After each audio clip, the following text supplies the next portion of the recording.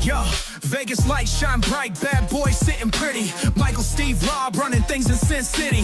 Podcast blazing truth, rhyming hard and witty. Three kings on the mic, Vegas life gets gritty. Matt Michaels dropping bombs, quick wit, no filter. Sin City's own, blending gold with the silver. Steve taking notes, every word's a thriller.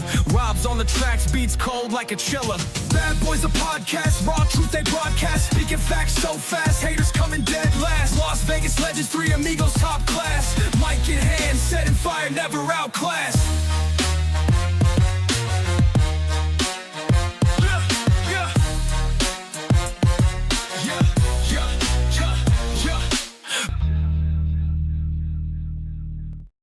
Hey everybody, Matt Michaels, Sin City, Steve, and Rob We're here on the Vegas Badboyz of podcasting. And gentlemen, it's kind of crazy because last Sunday we had Ty Lee, Texas, on talking about Sabu, and that's an understatement.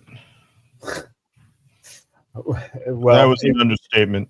It was great that she told her story, and that was the last day of non-wrestling I think I had in a week, because it was Raw, it was NXT, it was AEW, it was AEW TNA, it was SmackDown and TNA, it was Saturday Night's Main Event, it was AEW and NXT, and it was Raw. Oh my gosh, it's unreal how saturated the market is with just those companies.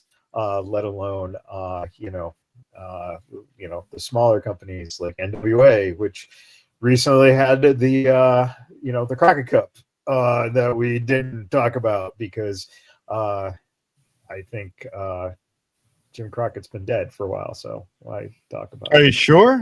Okay. Too soon? Oh, no. Speaking of too soon, this was too soon. This match right here with that guy, that John C. Reilly looking motherfucker, winning that goddamn motherfucking match. Hangman Page. Hey, man, you don't talk to Steve Brule. Yeah. Jesus. Your Christ. anger is clouding your camera. I mean, he's got a point. Yeah, well. Yeah, there's no doubt. I definitely got angry internet right now because that motherfucker won this match. Okay, they're gonna do the main event in Texas. Tony Khan likes to suck hometown dick, so here we go. It looks like Page is gonna win in Texas, but at the same time, fuck this, fuck Hangman Page. Fuck Will Ospreay for fucking allowing this shit to happen and thinking, bruv, we're better than everyone in the WWE, and then I'm gonna go out here, I'm gonna wrestle a match, I'm gonna lose to that motherfucker. Jesus Christ. What kind of accent is that? A fucking Will Ospreay fucking accent, because it's horrible, just like him. God damn it. I hate these mother two. Fuck. So, Steve, why was it so good? Well, I think that it was largely because of the inverse of everything that you just mentioned. Legitimately, though, it was a very, very fitting end to the tournament. If I would have put money down, if I would have done the whole DraftKings thing, I would have been under the complete assumption that Will Ospreay was winning this match and that he was going on to All In Texas, where he would win the world championship. But clearly that was not the case. The thing is, when I watched the show live, obviously I was glued to the screen the entire time for this match. I have seen people who have been very critical of AEW actually give this match, close to, and star ratings are completely subjective, but for those people that tend to talk a little bit of shit about AEW, I have seen a lot of sentiment of this being a great match. So I'm sorry that you weren't able to share in the appreciation of Ospreay and Hangman. I'm interested to see what they're going to do with Ospreay, though, at All In.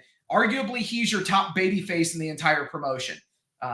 Realistically, you had him out running media, and I'm sure everybody out there has heard the sound bites. So I was completely under the assumption he was winning this shit. And then when he didn't, it threw me for a loop. I'm not going to lie, I got. So good job on that. This is a double loss for the company. You don't win with Ospreay because if you put Ospreay in there, he's going to get overrun by the Death Riders and invariably lose unless he can pull a faction together that would sit with him ringside, which they haven't set up anything like that. So that's problem number one. Hangman Adam Page has history with Moxley, so you can reference the matches they had before where there was that massive clothesline and the concussion. You can reference that. So there is, providence there. The other thing is, if you really wanted to babyface him up, you could pull out of the woodwork the Dark Order and have Christ. the Dark. Fuck. What are you saying? Do not fucking say shit like that on the show. People fucking listen to this shit over there. Please. Oh, for fuck's sake. Oh, hey, no. You don't want John Hungy coming out there and No Johnny Hungy or Alex Reynolds at All In, please. Okay, all right. So we'll do Evil Uno and plus one. I think he's like he's a teenager now. So yeah, or maybe he's zero. I don't. Too bad he likes the other place a little better. Well, hey, So there you go. But they could do that. That would be a safety to have those three come in there like stooges out of Roadhouse and just run in there, eat a few punches, and be just enough of a distraction. My only concern with Hangman Adam Page winning, yes, huge pop, yeah, you win. He's a cowboy in Texas, great.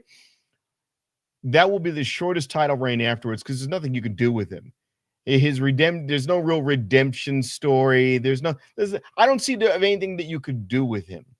I don't care for him as a champion. More viewers, that's fine. I want if it's Ospreay and Ospreay found some way to win, Ospreay is entertaining. Ospreay would be entertaining, and Ospreay can wrestle more than just doing punches and clotheslines. I could do blackity flippity floppy. Whoa! All right. Anyways, but this is I think it was a lose. They backed themselves into a corner going this route. They backed themselves into a corner. It was obvious when the brackets were released that this was going to be the tournament final, though. Which obviously, that plays into the whole predictability thing with the AEW. I didn't know that. Which we saw up and down that show, but Double or Nothing on a whole completely overachieved in spite of all of the this person can't win this match because insert fantasy booking scenario here. If I had it to do all over again, I was about this close to getting a ticket and just going there on completely impromptu basis. To be honest, I wish I would have because it was only about a 4.5 hour drive. So wish I would have. So Steve, I mean, you keep your gas, buddy. Keep your gas. You need it nowadays. Okay, so the other fucking tournament match with that little fucking piece of fucking self-indulgent twat juice. Hold on. Let me guess where he's going with this one, because we had the preamble before we started about Hangman. Let me think. Mercedes. Mm-hmm. Yep. Yeah. Mercedes Hogan. Fucking yeah. Okay. Now, besides Mercedes and Hangman winning, let me ask you this. When the matches start, when the guys come out, when people go to the ring, did you, I don't know who the fuck was winning? Because both those fucking pieces of shit wore the fucking Owen Hart colors?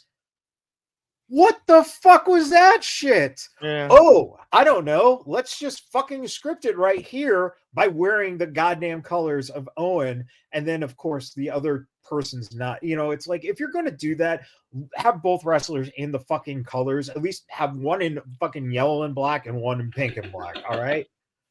Jesus Christ. fuck. Should have came out with Oakley glasses too. Yeah, exactly. Yeah, and the fucking slammies in each hand, for God's sakes. Fuck. Hey, that is your CEO. Yeah, why Hey. couldn't she fucking descend from the fucking ceiling? Hey, Like I will. Sting, like Sting in AEW. Sting. Okay, Right. I'm not talking about Owen. All right. Thanks for the clarification. Yeah.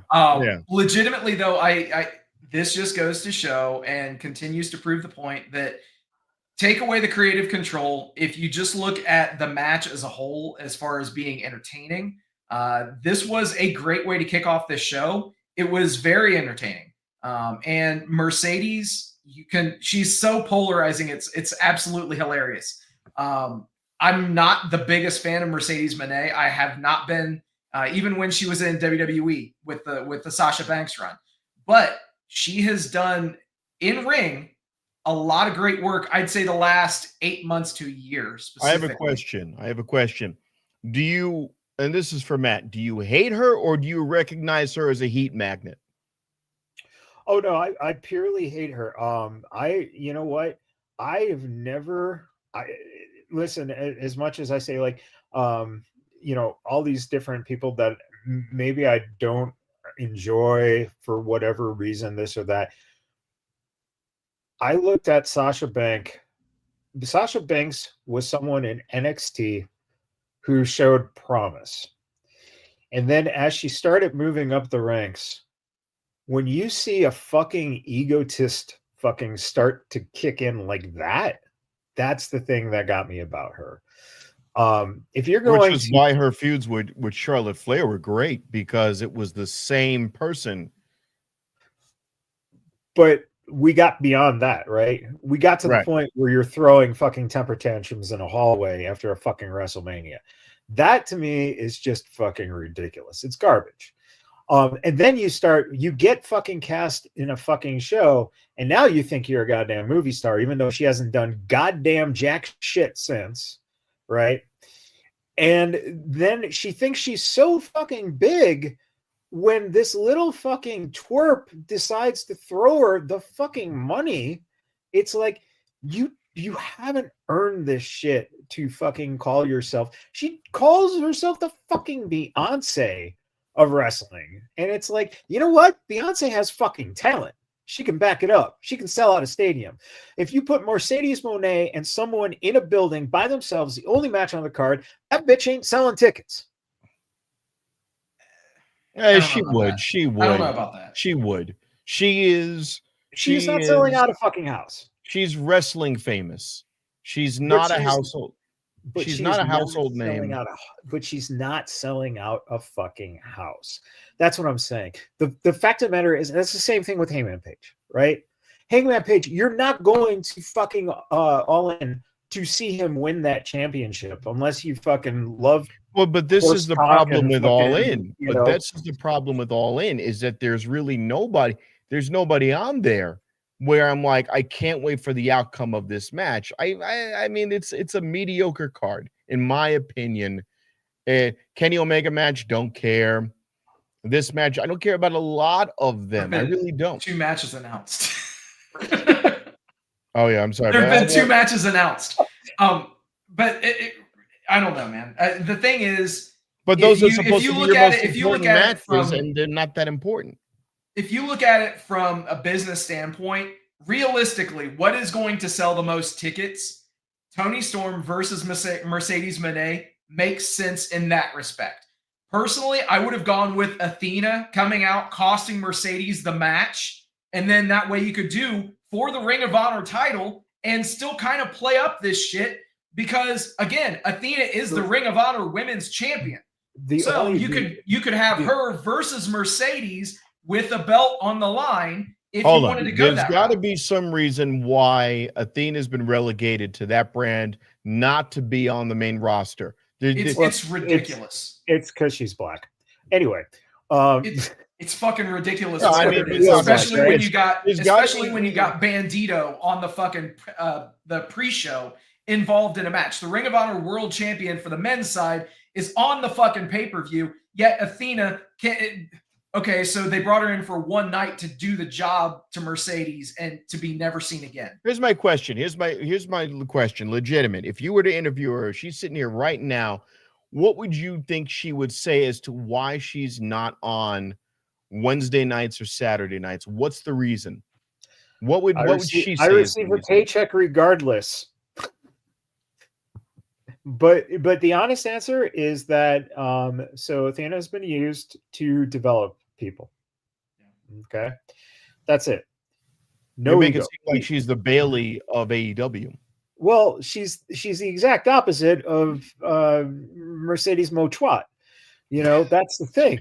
The thing is that Athena gets it. She fucking helps these kids. She develops them. Oh, yeah. She wrestled fucking Billy Starks and made Billy Starks look like $1 million, made her better in the ring. Yeah. But Mochwat goes ahead and just fucking, I'm gonna wrestle you and then beat you and make you look like shit.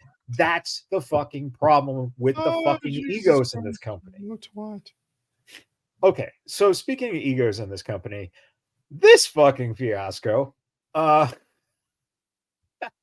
Okay, first off, and my biggest pet peeve with matches like this is if you're going to do shit like this and you don't fucking pin the person for the end of the match, then don't do shit like this. It's the high spot of the fucking thing. End the match there. Fucking pin them there. That's it. That took him out of the match entirely. That took him out of the match entirely. So excuse me, I don't know if it was Nick or Matt that got driven through the explosive table, which, by the way, was a pretty cool callback to, hey, we can do exploding shit now, and it actually works, as opposed to, setting off a firecracker or something. But no, and then you got Swerve picking up the win. Swerve, who was rocking that Predator cosplay, which was dope. The Predator cosplay was dope. And he's got new shoes that are dropping at Champ Sports on Wednesday. So, of course, they're what are involved in the deciding fall. Yes, they had thumbtacks mounted to the bottom of them. Steve, did you say he's got new shoes? Yeah. And was the first recipient of the Answer 3 Swerves one Big E from Exactly. Wow. Absolutely, dude. Absolutely. Give credit where credit is due. Big E is a great inspiration, man. And those shoes are pretty fucking sweet, by the way. I'm not wearing those goddamn things. You idiot. So, but yeah, I mean, there you go. You get some cross promotion with the sneakers, and I was completely fine with this. I was not fine with them starting the match with the Young Bucks coming out as the founding fathers to like a Revolutionary War marching band. Fucking. The drum beat was terrible. Why that was on there for even 2 minutes. And then, of course, they followed up with, I'm so excited because Tony has to get his usage out of the royalties that he paid for that shit. Because keep in mind, that was going to be the Dynamite theme. But there was such major outcry on the internet that was ended after one show. But Tony bought the rights for a year. So he's got to use he's got to use that shit. Well, but yes, that led to the introduction of Bodies, which was perfect. No, I disagree. I think he fucked up. He should have played Bodies after the fucking patriotic jerk-offs fucking jerked their fucking forefather founder trees off. And he should have played Bodies then. And then he should have played I'm So Excited for the next 25 minutes. And then this way, it would have covered the whole year. It would have been full usage. They would never have to play it again. He'd got his fucking money out of it. That would have been it. Plus, it would have been fucking awesome to see fucking Omega put one of those fucking jackasses through that table and just to have, I'm so excited. And then it ends. That's it. That's the Can we just go back to the final countdown for 45 minutes straight? Yeah, no. No. That was dope to see live. That was until Daniel Bryan's funeral. So. Oh my god. Come on. You can see the Which casket will be going ascended down. by Mercedes Mocunt. Mercedes Motwat. Motwat. I'm sorry. Motwat. Yes. Okay. So here's my problem with this match. But I like the cunt EO. This is the CEO, cunt executive officer. Okay, so here's my problem. First off, this should have been the last fucking match. If you're gonna do this goddamn fucking thing, always make it the last match. Who fucking cares that your main event was a number one contendership? It wasn't even fucking for the title. God damn you. Number two, if you're gonna do this match, please, for the love of God, do not do a fucking stretcher match, number 3 on the card, where you're going to use scissors and fucking make him bleed like a goddamn stuck motherfucking pig. It fucking ruins the fucking show. I'm sorry. You're not fucking learning that bloodbaths do it once in a fucking show. Number 2, if you're going to do a goddamn stretcher match, build the fucking match. Yeah, that came out of nowhere. Kind of. So I actually did do a little bit of research, and I got to give some props to the Solomonster, Jason Solomon. He's a pro wrestling commentator on the internet, on YouTube as well. He made a great point. This was a bit of a tribute to Sabu, and the reason why I say that is because Tony Khan saw a stretcher match at the ECW arena. RVD versus Sabu in a stretcher match. And obviously there's the direct tie-in on this. You even had Mark Briscoe go for the triple jump, or at least start to, did the Sabu pose and that kind of thing. So it was a veiled Sabu reference, which is pretty cool, honestly. Yeah, big fucking deal. But yes, I agree. I agree Dynamite. With what you're saying. Goddamn Dynamite. That's fine. Yeah. And in fact, put it on Dynamite and build it as a fucking tribute to Sabu, and why these two people would do a tribute to Sabu. It makes some fucking sense of it. That's all I ask. Wait a minute. It's been for the last 3 years, you've been complaining about AEW. Are you ever surprised when they do something that is completely non sequitur? That show should be called Non Sequitur Wrestling. And today, we introduce a bloody stretcher match. We have not built up to this, and we had brought it on at the very last minute. The men will have scissors because that's what children play with. And there will be a toothless man. Hold on. Rob, you said the magic word. God damn it. If anyone's going to use goddamn scissors in a match, it should be those motherfucking guns. Because they're the ones who do the scissor me daddy shit. Fuck, or whoever it is. Who is it? The fucking Private Party, or who is it? The Acclaimed. The Acclaimed. Top of the game, and you bet you know our name. Shit. And, by the way, I know we've already pivoted and we've already left talking about Anarchy in the Arena, but you mentioned kids watching, and I saw the biggest amount of online backlash for the staple gun spot, because God forbid there might be children watching this show. And yes, this did include Swerve taking a staple shoot to the tongue. That shit stayed in there for the rest of the match, and he showed it off after the match. Obviously, that was the biggest point of online discourse during this entire fucking show. But yes, why have a stretcher match earlier on in the show? It does diminish the impact of seeing so much graphic violence. Despite everybody in the match working their asses off, Michaels, I know you hate her, but Willow Nightingale with the earlobe, with the padlock through it. I mean, she mixed it up with Marina Shafir. Yeah. I don't know. So did Kenny Omega. So I don't know. Yeah. Big deal. No, you know, really quick, that staple thing. Who fucking cares? I just saw it 4 weeks ago in person, live, and you know, it got knocked out with a chair to the stapled door. Now, if he would have stapled one of Swerve's new shoes to his tongue, that would have been marketing genius. And don't know how you would quite do that, but you know. Hey, well, or strangle him with the laces. You could maybe strangle him with the laces. Hey, speaking of strangling with the laces, I don't know. Rob, how was your Friday night? Yeah, No. that's what she said.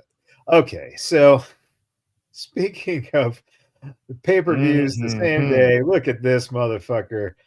Trick Williams has the fucking TNA title. You They're know, acting like WWE is acting like this is the first time this has ever happened. I'm like, no, it's not. You can have it, I suppose. well, it's the first time it's ever happened on WWE television that they, have done Yeah. something like that. And it's the first time that TNA is actually benefiting from someone else having the championship because there's probably more eyes who know who that guy is than the other guy. He We had Christian, who everybody knows who Christian was when he fucking got it. yeah, but And before that, Christian was in TNA when he got it. He won it from that other guy. Kenny Omega. No. Kenny King's our guy. Um, He was a janitor, I believe. It was the janitor. Cleaner. That's what he was. For fuck's sake. You know what? Regardless of who did it first or who did it best or who, did whatever, the fact of the matter is that this breaks down the door in terms of now you can possibly see the other thing happen, and that is a WWE title going on a TNA wrestler. That's the important thing here. Which honestly needs to happen. That does need to happen. Will they do it? Because when AEW had this opportunity, they didn't. Well, they fucking didn't do anything. They blew that. They gave nothing. Yeah, AEW gave TNA nothing. They blew it like Kenny and a Japanese boy. Wow. Come on, young boy humor. Come on, Mo Twat. Now, okay, so speaking of AEW, I found this hysterical. This idiot, whoever this guy posted this shit, Ricky Stanks left AEW to not even get a match at WWE NXT Battleground. Ricky Stanks has not wrestled on WWE NXT TV since 29th of April. A whole month since WWE gave him a token title to annoy AEW is not really paying off now when he can't get booked. All right, first off, he's on TV. Can't get booked? Yeah. If you're on TV, you've been booked. I mean, that's right, exactly what booking is. Number two, as I remember it, Ricky Starks went to catering one day and never came back in AEW. Pretty much. Right? He was in that tag team with Big Bill and then nothing. Yeah. Number three, they didn't force it onto this pay-per-view like some other companies would make it a fucking 6-hour pay-per-view instead of just doing a tight 2.5, right? So this is going to be your big fucking match on Tuesday when Ethan Page goes against him for the title. Okay. So that's the stuff that I find absurd is when AEW fans and again, WWE fans, did the same thing when AEW was, getting the hot product stuff, that was the shots, going back and forth. But this just makes no sense to just fucking attack someone who obviously is getting TV time. And here's the other thing. What's his health like? This guy is an injury-prone guy, right? He's gotten injuries before. Why fucking use him every fucking week? Use him in the capacity and keep him healthy. That's cool, So that's just a little rant and just makes me pissed off. But this was awesome. Here we go. Seeing some of the AAA women. Come on, man. This is actually kind of shaping up to be a very interesting show because apparently it's on YouTube through AAA in both Spanish and English. And that means that if you don't subscribe to Peacock, you can still watch it, which is great. Yeah, which is great. So it's not just a bump to let's get extra subscribers. And it looks like they actually might be leaning towards them tagging with Stephanie in a triple, a 3-woman tag Trios. against, yeah. Okay. Yeah, so That works. yeah, and then we got what was the El Vikingo Yep. versus Chad fucking Gable? Come Yes. on, man. Dude, Now, why are they not I doing really El want to Grande see that fucking match. Americano? Or they think that's going to be too racist to put El Grande Americano there? I mean, I don't know about racist, but keep in mind, how should we say this? Mexican wrestling fans tend to be a little bit more aggressive than American wrestling fans. So I don't think Chad Gable's best interest would be to don the mask and be El Grande Americano at a show in Mexico. He'll get El Shivoed. He might not come back. Yeah. Yeah, that's it's interesting too. Now, if you're smart, like I think that this is the perfect moment that when Gable is wrestling in this match against Vikingo, that we see Americano come in and help Gable. Yeah, and have it be like somebody completely non his body type. Like have it be one of the fucking Creed brothers or some shit. Yeah, sure. So, but yes, and then they can go back to it and say, "You see, there he is. We told you. We told you." I'm telling you though, Chad Gable versus Hijo del Vikingo will be fucking awesome, and I'm really curious as to what WWE tribalist fans will say about Vikingo now that he's on the good guy side, because I heard so much shit about. Oh my God, why is he doing so many flippy dippy do bullshit? Now he's gonna be one of the guys. So we gotta support the guys, right? The honest answer for me is the same thing with Pentagon and Phoenix, right? If it's random shit, it's the same thing with Ospreay. This is one of the reasons I don't like Ospreay. He does this shit, but it doesn't make sense on why he's doing this shit. It's cool, great, big deal, but tell the fucking story. What's the storyline? What's going in? What's not? And that's going to be the thing with the AAA shit. As long as you're building the stories, and to me, this pay-per-view or this, this whatever you're going to call it, to me, When Worlds Collide is not necessarily my thing, right? Because I am about stories and stuff. So for me, it's about getting more familiar with some of the talent that I don't know outside of the names like Vikingo. So otherwise, I think that really it is a step forward to kind of integrate, right? And it's kind of, this is what's going to be stylized with the WWE and how it's going to go. Speaking of integrating, look at this. Integrate that motherfucker into this fucking trio now. Jesus Christ, Bronson fucking Reed. I mean, look at that motherfucker. That's a great sight to see. Isn't it? Isn't it fucking awesome? Punk just getting squashed by Bronson Reed. Yeah. It's glorious. Yeah. There were a lot of people speculating this person needs to go there, that person needs to go with them, whatever. Not in my wild dreams did I think that you already had a monster. Let's bring in a second fucking monster. And let's play it off. Now, I know, Rob, you're upset that they didn't get into details about why Bronson Reed, who had this problem with Seth Rollins, et cetera, et cetera. The honest answer is, hey, man. It's odd. It is odd to me. And I thought they would get into that, have him cut a quick promo, have somebody bring up the elephant in the room that this guy tried to destroy Seth Rollins' rib cage 6 months ago. That was what made Bronson Reed.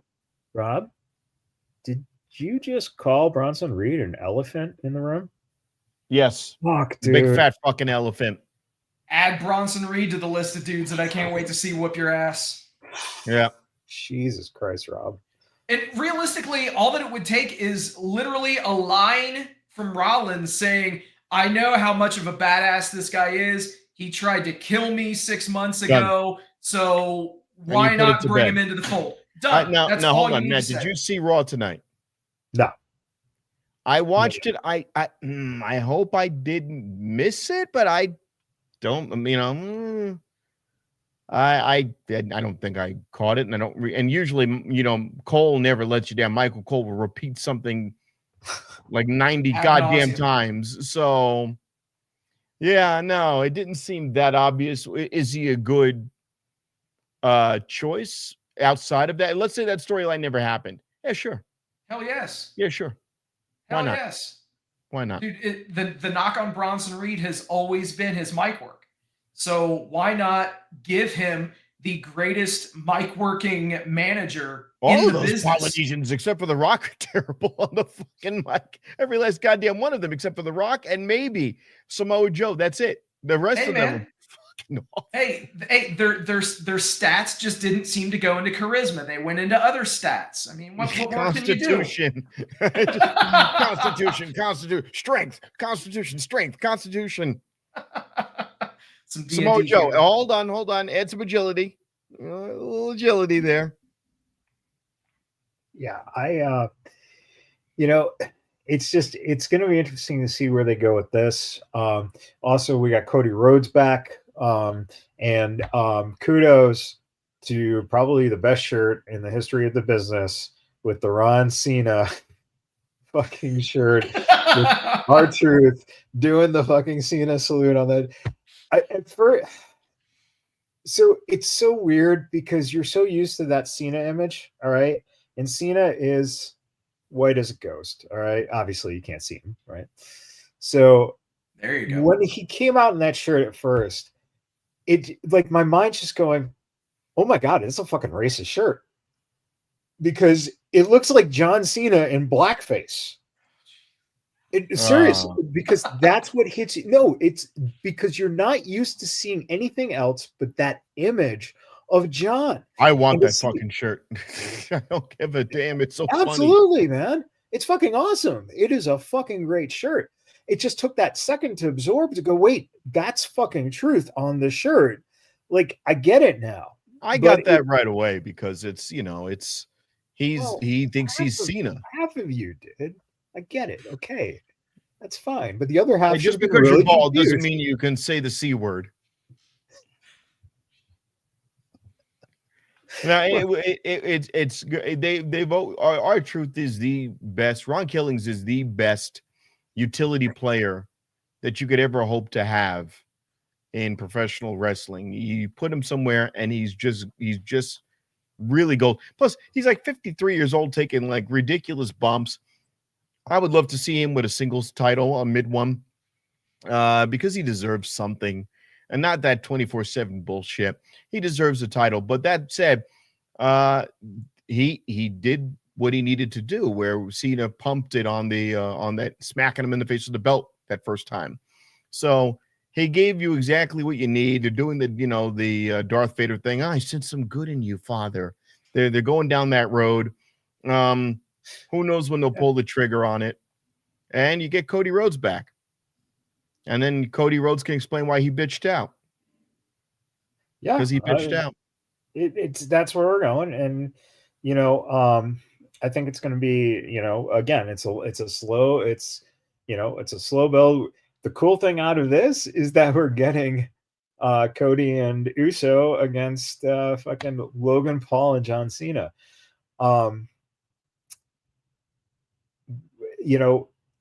Put those two massive numbers together in terms of. My sleep apnea is kicking in. I just wait a minute. What? Say what you will. Say what you will. Logan Paul has a huge fan base that is built in that will follow him to the ends of the earth. With it's nothing to do with him. It's a filler match. Oh yeah, absolutely. But realistically though, it shouldn't take any of the shine off of the Money in the Bank matches. I've always had, I don't want to say a problem, but whenever you have a world championship match on the same show as a Money in the Bank, if they don't factor into one another, So meaning like if the Money in the Bank winner doesn't cash in that same night, I think that it puts a little bit of a diminishing factor on those Money in the Bank matches. So in a way, I'm actually okay with it not being a championship match or anything like that. Let the men's Money in the Bank winner be the last image that you see from the show. I have no problem with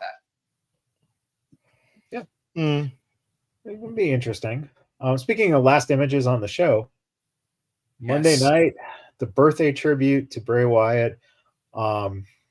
It's funny because there were so many people online. First off, who didn't know that Bo Dallas was hurt, which where have they been? Where have they been? Well, guy just got cleared, guys. Easy. Then the next part of it was, boy, I hope they don't misuse him again. And it's like, okay, the guy was hurt. It's like, it's not misuse when he can't physically compete. Now, I have said this, though, that didn't mean that the others could have made like pop-ups here and there and done some dark shit to just keep a little bit of steam in that balloon or hot air in that balloon. They could have carried it a little longer. That's my opinion on it. But the problem is that the whole thing revolves around the idea of Howdy, right? And Bray, right? So you just show the rocking chair. You just have the rocking chair, and you go, oh, wait, where is he? And he doesn't need to be there. Oh my God. Oh my God. Is that a goddamn rocking chair? God damn. Watch out, everybody. It's the rocking chair. It's the rocking chair. You do the rocking chair, and then they come down to the ramp, and they go, we're going to dispense our dark justice even without our leader. He doesn't need to be here. And then when he shows up, he just shows up, and you just go, oh, fuck, he's here. He's back. What have you been doing while I was gone? I've been beating the shit out of people. You go to Gacy, I was beating the shit out of people. You go to any of them, and that would have, I think that would have worked. And there was a place for them, even without him there. You still could have thrown them into matches without taking out the entire crew, and they still would have looked just as badass. It still would have worked. You cut out the lights, and there's Nikki Cross, and she's a psycho with the face, and you have her you go against Alexa Bliss. Hey, fuck you, Alexa Bliss. I'm the dark bitch of the night. Whatever. Okay, well, I'm glad. Psycho with the face. Yeah, there you go. And your writing skills are just amazing. Dark bitch of the night. Mercedes Mo Twat. You've been saying Mercedes Mo Twat for a half an hour today. Yeah. Dark bitch of the night is way more creative than Mercedes Mo Twat. Dark bitch of the night. Hashtag DBOTN. Dark bitch of the night, Imagine Michael Cole having to say that. Oh, I'm not going to say it. The dark, you-know-what of the night. Damn it, say it, Cole. Say it. She's a bitch. I don't want to say it. Damn it, she's a bitch. You actually had to make that up. Motwad is actual just fact. So,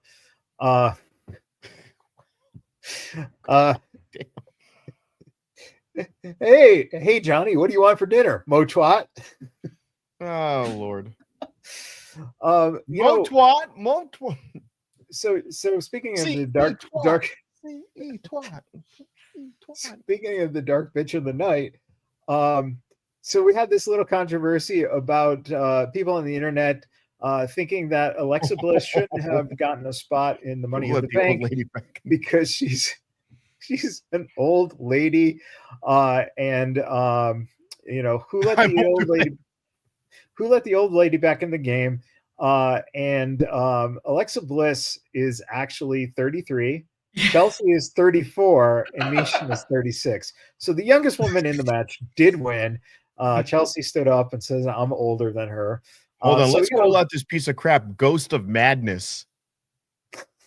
Yeah, Ghost of Madness apparently doesn't like old 33-year-old ladies.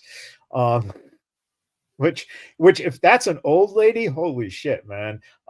Get me to the nursing home and call me doctor, because I want to look and work on that. And then Lexi referring to Tiffany, who kind of referred to her as vintage, as Lexi said, funny being called vintage by the cheap imitation.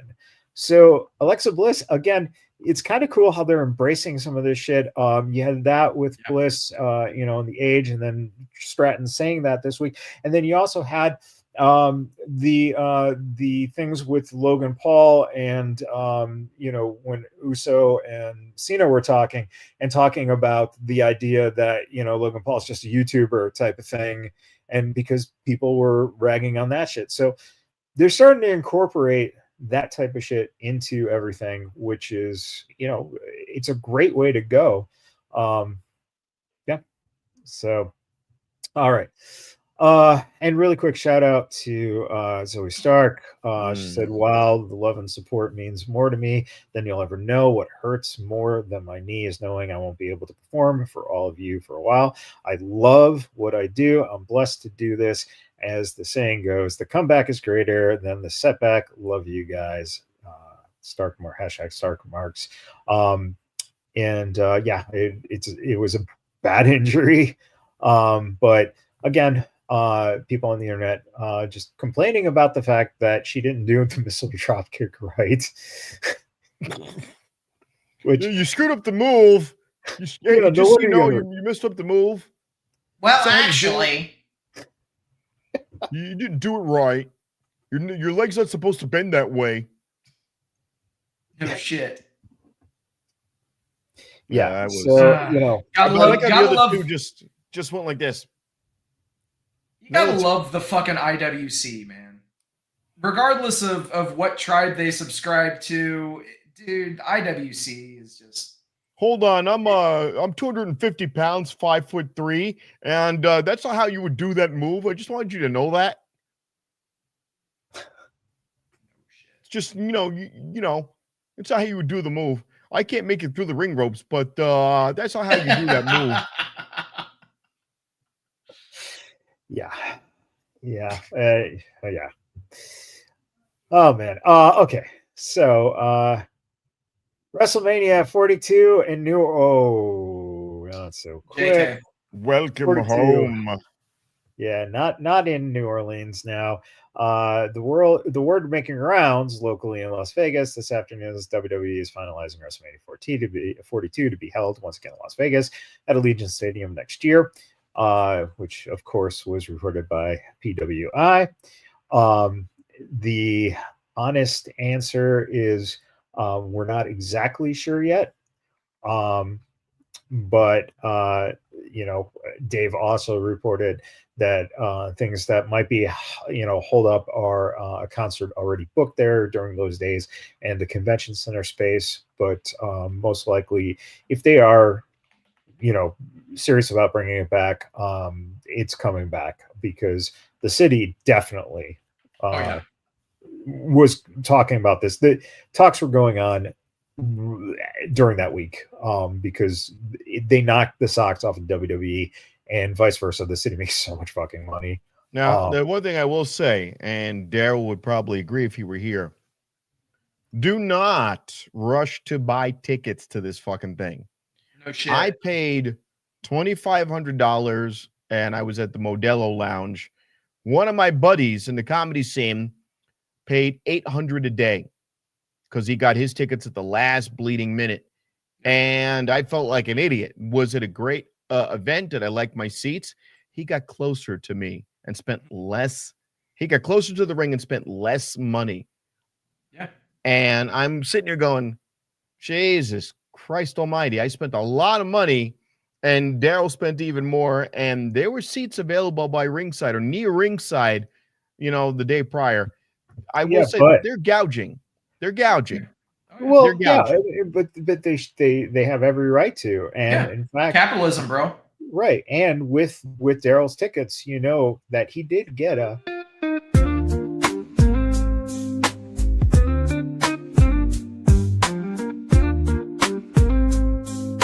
No. This is now. DJ up back in the booth, so fine.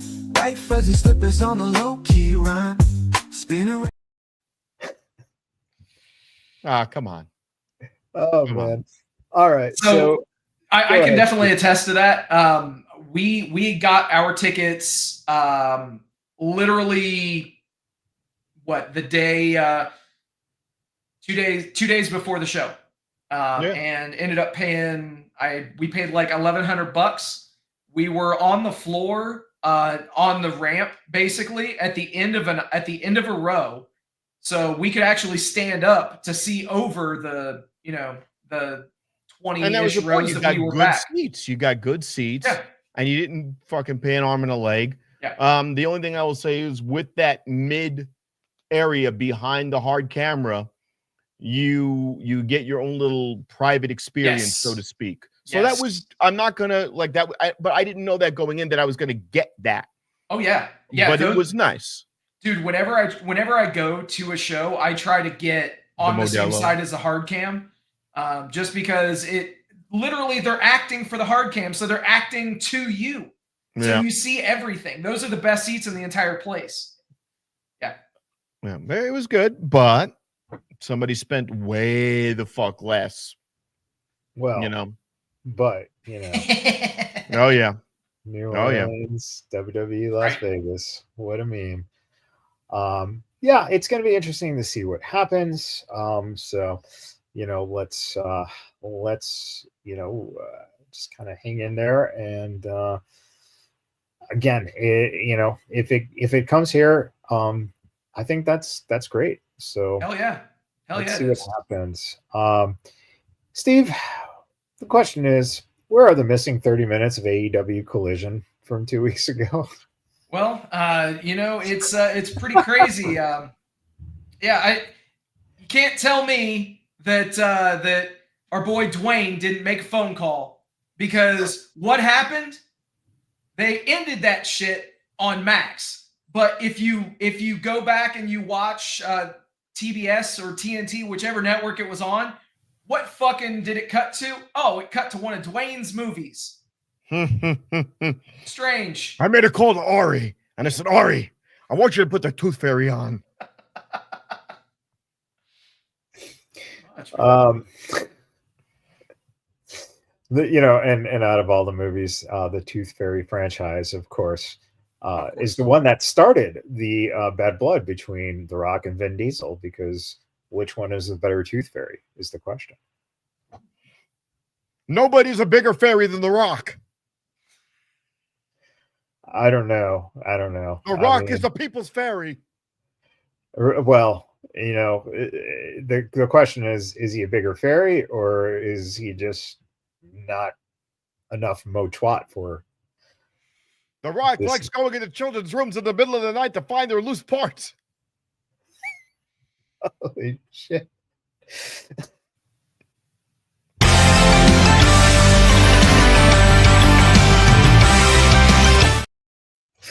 Oh, Steve, AEW, they had a pay-per-view and things are going on, and what's your over-under for this week? And let's get away for the children's loose parts. Yeah, no shit. So I think that we can pretty much say Double or Nothing over-exceeded, but AEW All In is about 40 days away, and we all know what happens with AEW whenever they have these long kind of breaks between big shows.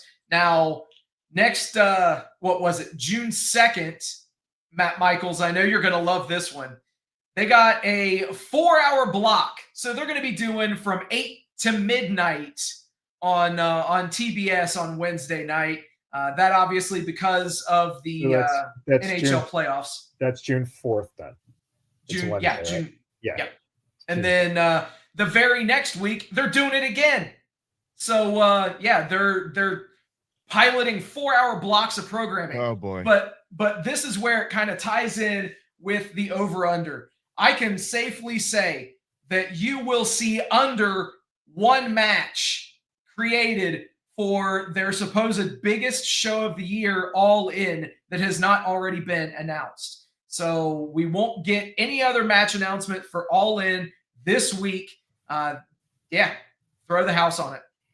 Yummy. Which means obviously now they're going to, just to fucking spite me. So that means an hour of Mercedes Motwat.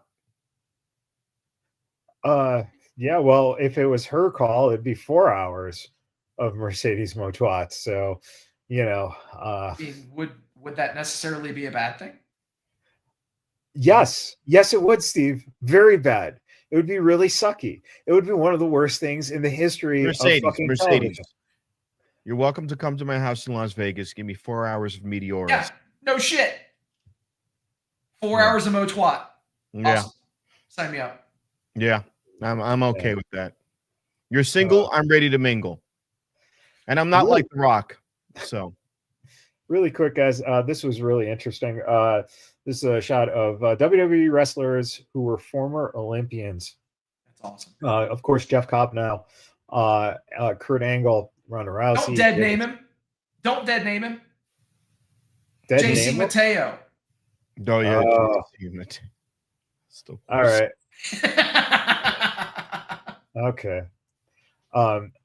Honestly, I saw someone post about a name that was supposed to, have been, which is a callback to his name in Lucha Underground, right? Yes. Yeah. Which was, funny to see and whatever.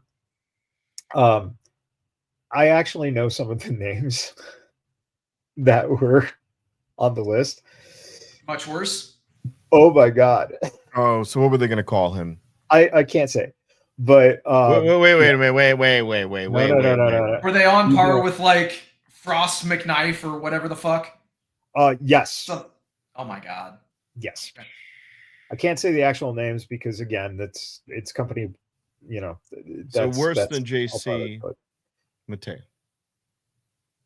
yes. Yes. Can't give away your source, Bez. Yeah. Gable Stevenson, Jack Cable, Mark Henry, Bad News Brown, which is interesting. I didn't know he was part of Canadia's Canadians. Yep. Canada.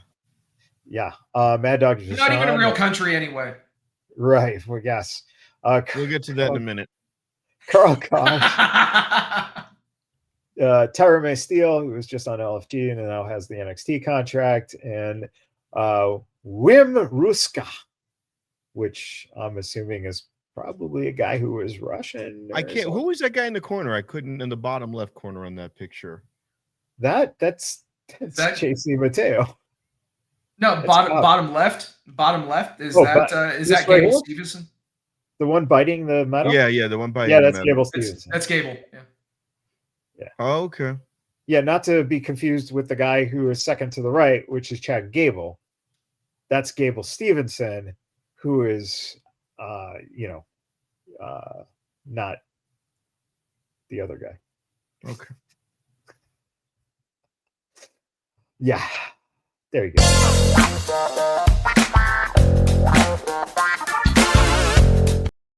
All right, time to go to our presidential pontifications from the President of the United States of America,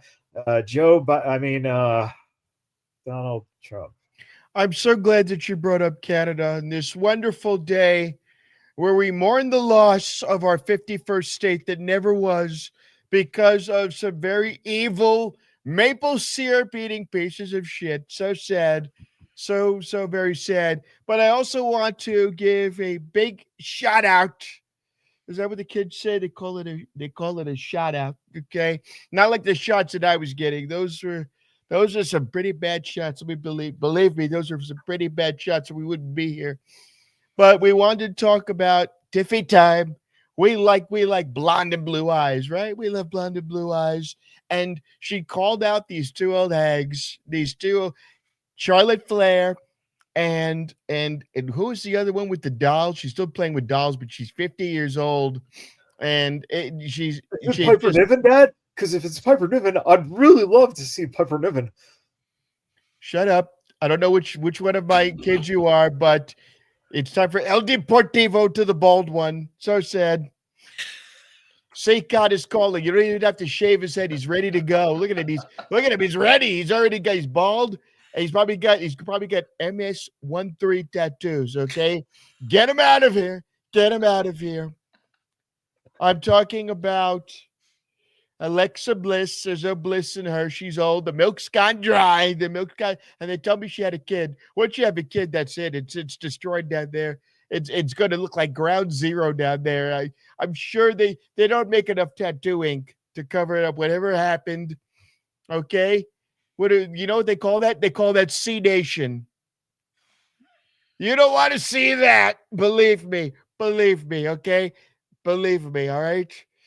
It's not bliss down there, not bliss. And thank God for Tiffany Stratton. No kids. No. If it's tight, it's right. If it's tight, it's right. And she called Charlotte Flair. Charlotte Flair's like the old gray mare. She broke her leg. It's time to take her out back and shoot her. Okay, old yellow her ass. Gotta old yellow her. Okay, I don't know what's older, her or her dad. It's time for her to do her retirement. Dad, are you talking about old Yeller ass? Are you talking about Meecham? Get him out of here. Get him out of here. No more. Excuse me. Your president's talking. Your president's talking. And we will make Canada great again and make it one of our 51st states. We're going to make it great again. And then we're going to get Chelsea Green and give her American citizenship and dye her hair blonde again and call her Laurel Van Trump. That's going to be her new name, Laurel Van Trump. Okay, Mr. Cardona. Sorry. Woo. That you're going to be crying like that when we send your ass back to Long Island. Okay, back to Long Island. You'll be cleaning up scumbags. You'll be cleaning up Coney Island whitefish and Nassau Coliseum because that's what you're good for. Okay, Mr. President, breaking news. This just came in. Bruce Springsteen apparently is friends with Diamond Dallas Page and the late Bam Bam Bigelow. The late Bruce Springsteen, okay? The late Bruce Springsteen. He's going to get what Billy Joe's got, and he's going to suddenly not be able to perform anymore. How about that? I can't remember words. I can't remember my lyrics. So him and the D Street Band, get rid of him. Get him out of here. Get him out of here. New Jersey scumbags. New Jersey scumbags, okay? It'll be two Jews who can't remember their lines. So sad. So sad. Back to you, Steve. Not the bald guy who's going to CCOT, okay? You're going to the CCOT Center, okay? Not the Epcot Center. The CCOT Center.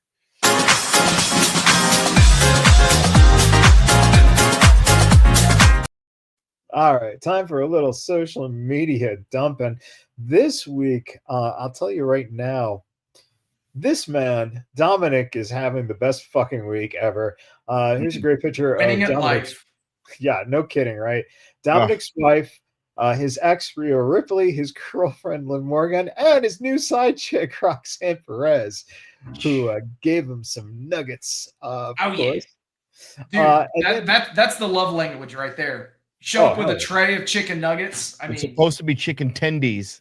Hey, I think that's going to be the downfall in that whole situation. Well, yeah, of course, because it's always the nuggets. You got to grab him by the nuggets. I want his wife to come down after all the women break up with him and the wife to go and they go, "Who are you?" "I'm his wife," and then slap him across the face. And now he's got nobody. That'd be great. Dominic Mysterio went to Eddie Guerrero's grave to show him the title and tell him we did it, which is an awesome, heartwarming thing. Dominic Mysterio explains why he doesn't do too many spectacular high-flying moves. He quote, "If you go out there and wrestle 100 times and you do a moonsault 90% of the time, the people are going to expect it. If I give it to them 10% of the time, when I do hit that moonsault, everyone's going to be like, damn, did you see the moonsault? It's going to mean more," which is smart. Phenomenal. Yep. Smart. Okay, Dominic didn't hold back in a scathing and profanity-laced tirade against CM Punk, questioning both Punk's credibility and circumstances surrounding his recent WrestleMania main event appearance. Mysterio made it clear that the animosity is mutual. "I think we just both mutually hate each other equally. I fucking hate CM Punk." He mocked Punk's appearance and longevity in the business, saying, "I don't know if it's because he looks like Eddie Munster and I want to kick him in the fucking face, or the fact that everyone is like, he finally did it. He finally got his WrestleMania main event. Good for you, old man. 60 years old. It took you, 45 years to accomplish your one goal?" Dominic then likened Punk to a tantrum-throwing child, implying that his main event opportunity was handed to him just to quiet his complaints.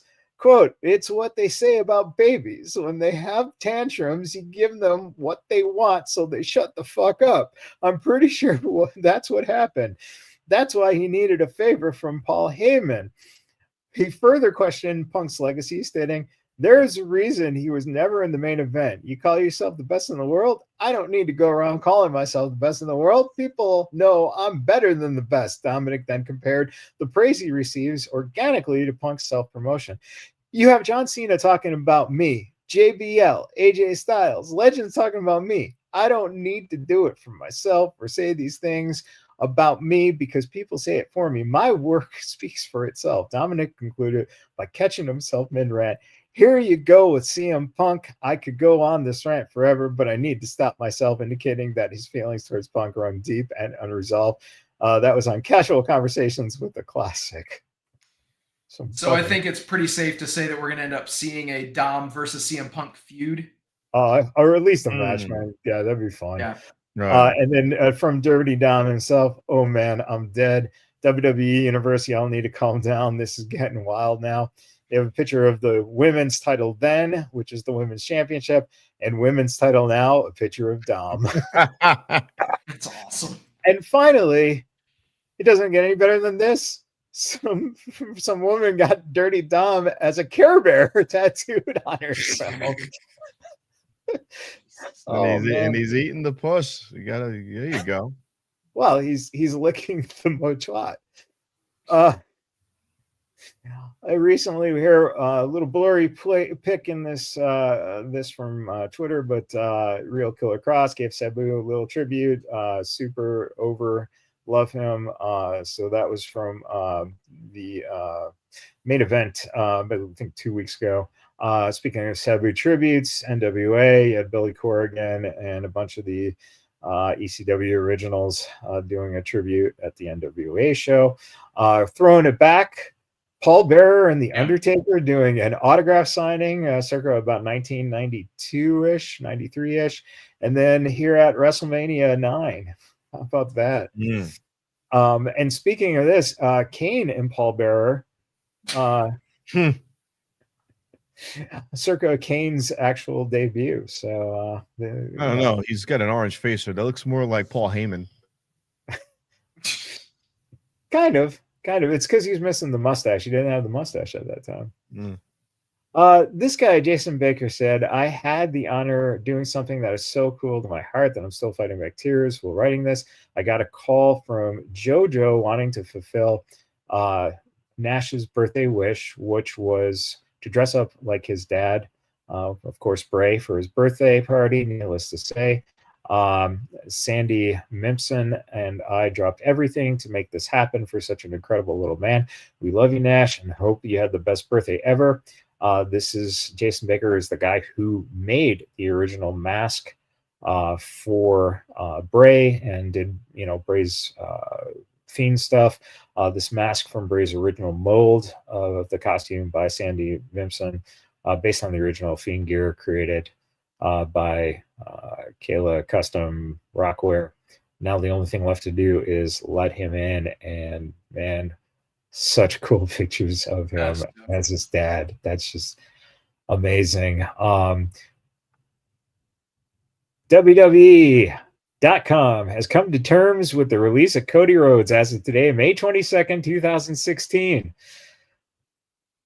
That's crazy, man.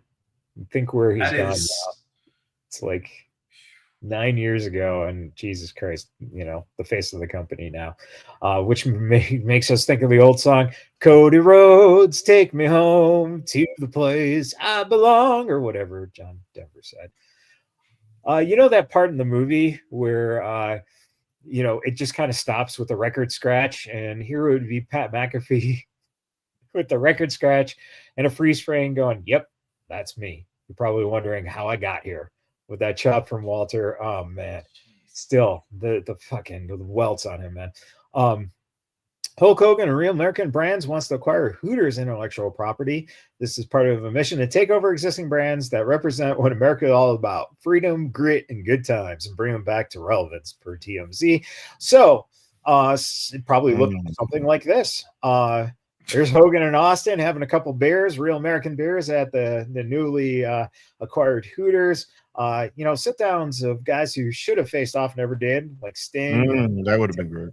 Yeah. Of course, you can't have a Hooters without Ric Flair eating some wings. Looks like Doc Brown. Woo wings. And of course, yeah, give me those Hooters. Give me some wings. Yeah. She signed a non-disclosure before giving those wings. And of course, every Hooters waitress will look like this.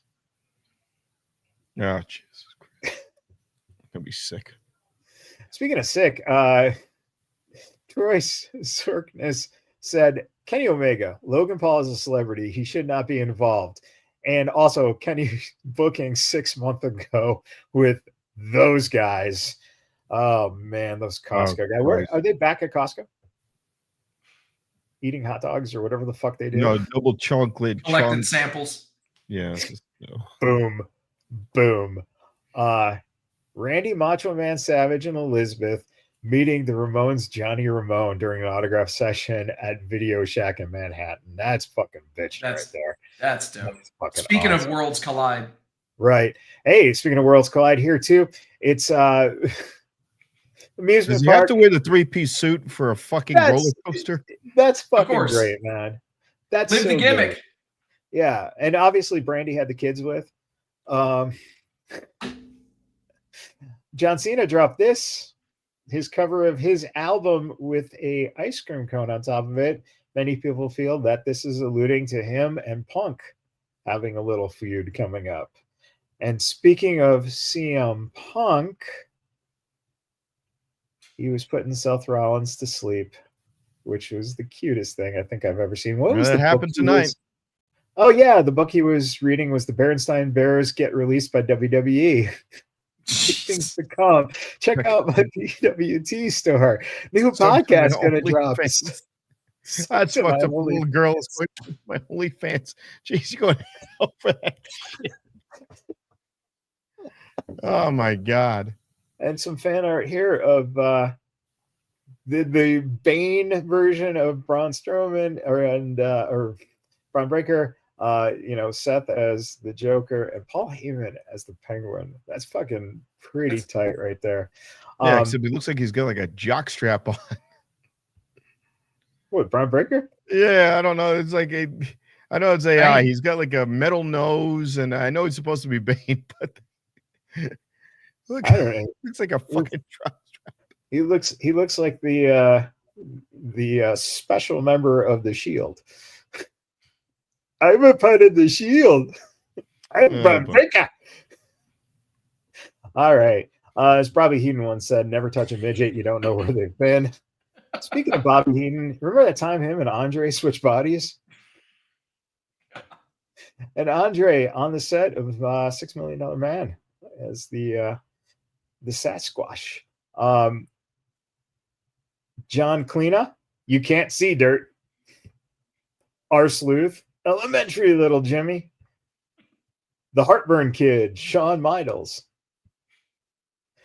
Brett, the Shitman Shart, the excellence of fatuation. I love the costumes all got shit stains. The only thing more powerful than his muscles is his overthinking. The ultimate warrior. No, not as good as Brett the Shitman Shart. Snooperfly Jimmy Snuka. John Dwayne. Oh, that's good. Yeah. Whoopi Goldberg. Oh God, no.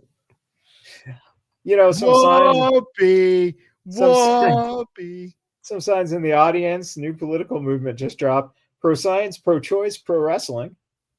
And of course, the sign of the week. Face fuck me Finn by that woman right there. Can't go wrong. Did you know I'm Irish? Fucking, all right, Darby Allin put up the AEW banner or flag or whatever it was on top of Mount. Mount? Hey, look, you can't be on top of the ratings, but you can be on top of the world still by getting your $3 banner dragged up by a hipster who's been run over by a city bus to Mount Everest. Isn't it $99 to subscribe for Mercedes Motwats? You know, regardless of whatever side of the professional fandom that you're on, climbing Mount Everest is a great achievement, and kudos to Darby Allin for doing it. It was dope to see him unfurl the AEW flag at the top of Mount Everest. You know, and obviously that's something that Tony's he's gonna capitalize on that shit, or so we hope. Major push incoming for Darby. Yeah, I wish someone would have majorly pushed him off the fucking mountain, but you know. Oh, come on. The guy got hit by a bus and lived. I'm sure he would have fucking survived a fall off him. I'm sure he brought a flamethrower to the top of it and set the mountain on fire. Yeah. Too bad TK wasn't up there with him. And no, too much snow. Well, there's never enough snow. No, I think Tony was definitely on the slopes. He just wasn't on Mount Everest. Or else maybe he was on his own Mount Everest. I'll be there right with you, kid in spirit. I'm calling this one the Widowmaker. This is K13. Jesus Christ. If anyone's not watching, Rob just literally did 3 lines of coke if you're just listening to the broadcast. Yeah. So he now actually might be kind of funny. Oh, you can only hope. Yeah. You know it's going to be funny when they deport you to Sikat and you're in El Salvador and you're going, Mommy, what happened? I should have been nicer to the president, and now I'm going to be getting butt raped by Mercedes Monet's butler. He was Mexican, so we deported him. Oh, man. I so wish you would Belushi.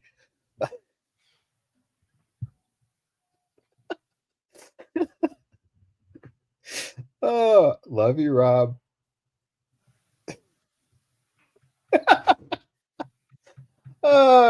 You know, Rob, you can't be mad because in life things happen. And Jim Ross, good old JR, was diagnosed this week with colon cancer. Surgery is being scheduled in the next week or two. I appreciate your concern and support. So, you know, we joke, we have fun, we take jabs at each other, but in the long run, of course, life is short, and sometimes we forget that legends, you know, can be gone in a second. So, you know, it's just hard to see, and hopefully everything goes well. Everybody here at Vegas Badboyz, that is by far in my lifetime the greatest commentator that you could ever hope for in wrestling, and in his own right, a wrestling mastermind who basically built that 90s to 2000s WWE Attitude Era roster. One of the guys responsible for that. Whether or not he's at the top of his commentary game now is irrelevant. When you get a chance to hear him call a match, once in a while, the planets align, and he gets some great calls into this day. And they still use him. They still use Jim Ross, his voiceover for some of these promotions. Like when you hear Busted Open, not to promote somebody else, but, you know, hey, we're not on every day of the week yet. You still hear Jim Ross, my God, MJF is busted open. And so, you know, the value that people have in him, and he'll get well. He's a tough son of a bitch. I'm sorry, I had to laugh because when you said we're not on 7 days a week yet, Steve, like his face sunk backwards. It's like, oh, Jesus Christ, I got to be on with these assholes for 7 days a fucking week. 7 days of fuzzy slippers. I can barely fucking deal with it one day. Are you kidding me? Yeah, but Steve, you're going to look like this. What the fuck? Oh my God. In all seriousness, though, T's and P's to the GOAT. Jim Ross is the greatest commentator of all time. A man that acted as the soundtrack for my childhood, and I would venture a guess is to say most of the listening audience. And yeah, yeah, this is just a temporary setback and one that hopefully he'll overcome. But thoughts and prayers to you, JR. You know, one of the things that I just watched the Rock had produced the Wrestling Territories stories from the Wrestling Territories docuseries, and they did an episode which I think it was Mid-South that involved like Jake Roberts and JR, and probably recorded about 3 years ago, maybe 3-4 years ago. And what was fascinating to me is Jake pulls out a cigarette and starts smoking a cigarette. Right. And this is like, you don't see this shit, right? You never see like Jake Roberts like smoking a cigarette. You might see him doing like fucking crack. You know, we've all seen that. Like, you go down the street and you see that shit. But smoking a cigarette, holy fuck, that was like very jarring. But then during the interview, like halfway through the show, you see JR pull out a cigarette, fucking light up a smoke. And I'm like, wait, what the fuck is going on? Like, you're Jim Ross. Why are you smoking? You're the voice, you know? And then you see that he has colon cancer now, whether or not it's related to actual, you know, smoking. Was he doing it for years? Is it something newer in his later age? I don't know. But, you know, it does bring into that concept of, you know, everyone's human. We forget it. And I think the only one that probably isn't human is a certain president. You know what? I'm made of gold and steel, gold and steel. In fact, they reinforced my bones with steel from the World Trade Center, and it was a lot of money. Believe me, it was billions and billions and billions of dollars. I said, I want the very best steel, and I want you to reinforce it and gold plate it. And they call me the Trumpinator. That I didn't come up with that. I didn't come up with that name. They said, Donald the Trumpinator, and now you are the center of all world trade. So, Rob, where are you performing? Actually, I gotta take a look at my phone because I do have a show coming up. I had 2 shows. Want to give my thanks to all the great people at C3. I'll be there on Thursday supporting my man Mike Stiggs, who is going to be going up. That show should be starting around 8:30. They have great Vietnamese food there, so definitely want to check out C3. Like that kind of food? Sure. With the birth child of Doc Brown and fucking Ric Flair. So come check that show out. We're going to have a show on the 1st. So just check out my page. I'll have all of that posted on my Vegas Trump Guy page or BLCE comedy page. And you'll see my shows, all of them that I've got coming up. Awesome. Steve, final thoughts about people tuning in, maybe military service, since it is Memorial Day, and possibly a place that you could, I don't know, get kind of supplements for all your nutritional and workout needs? You know, maybe all that stuff applies, but hey, I just want to say thank you to everybody hanging out with us tonight. Thank you for liking, sharing, subscribing, doing all the stuff that you guys do. We appreciate each and every one of you. Also, a very special thank you to all the brave men and women serving this country.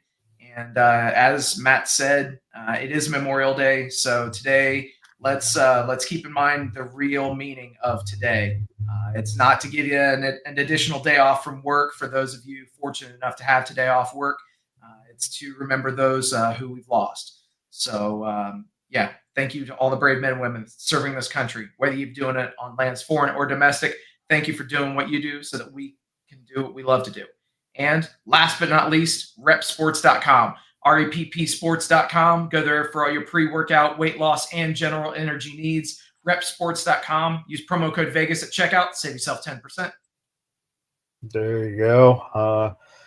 Good. Wrestling was a long week of a lot of shit going on. You know, the good, the bad, and ugly. So it's nice that we have this as an escape. You know, obviously talking about JR brings up the reality of things. But one thing is for damn sure, if you need comfortable fuzzy white slippers, you can go to IKEA and get a pair of your own fuzzy white slippers. Tell them DJ Impact sent ya.